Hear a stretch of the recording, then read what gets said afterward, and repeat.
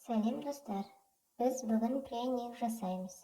Бізге 200 мг сүт, 220 грамм шекер, 30 грамм күнбағыс майы, 1 дана жұмыртқаның сарысы, және де 350 грамм ұн, 8 грамм сода, шымшым, тұз, 5 грамм корица қажет. Осы заттардан жұмсақ қамыр дайындаймыз. Біздің жұмсақ қамырымыз дайын болды.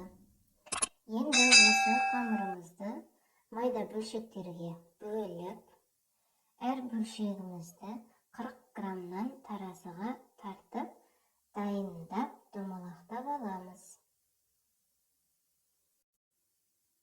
Дайын болған қамырымызды осындай тақтайға жинаймыз. Қамырымыз дайын болды. Енді противен ыдысқа салып, 200 градуста қызып тұрған пешімізге 15 минутқа салып пісіріп аламыз. Енді глазур жасаймыз. Ол үшін 100 грамм қант ұнтағы және 1 жұмыртқаның ақуызы қажет. 4 минутқа үйреністіреміз.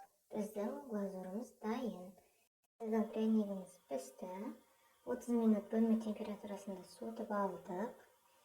Енді пряникімізге глазурын жағамыз.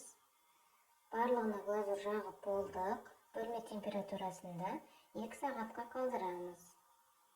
Біздің пряниктеріміз дайын. Жасап көріңіздер.